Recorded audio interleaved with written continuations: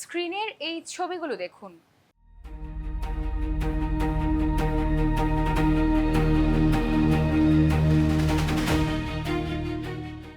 কিছু কি বুঝতে পারছেন? হ্যাঁ, এভাবেই গণমাধ্যমের শিরোনামে উঠে আসে নিত্যদিনকার সুন্দরবনের নিরীহ প্রাণীর আটক হওয়া সহ নানা খবর। তবে আশ্চর্যের বিষয় হলো, অসহায় এই প্রাণীদের প্রাণ যাওয়ার পরই কেবল তাদের মাংস আর ঘটনার সাথে জড়িতরা গ্রেপ্তার হন। কেন আগে নয়?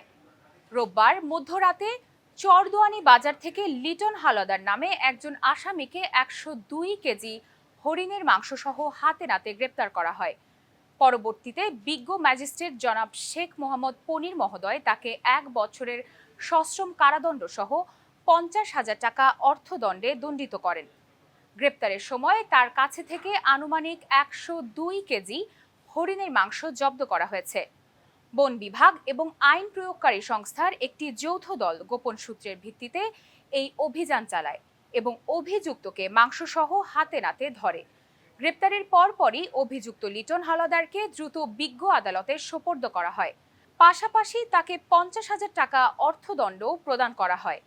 এই বন্যপ্রাণীর শিকার এবং অবৈধ মাংস পাচারের ঘটনাটি জনমনে ব্যাপক ক্ষোভের সৃষ্টি করেছে। প্রশ্ন উঠছে, কেন বারবারই সবশেষে গিয়ে তারা আটক হয়? কেন আগেই আটক করে এই কর্মকাণ্ডগুলো রোধ করা যাচ্ছে না?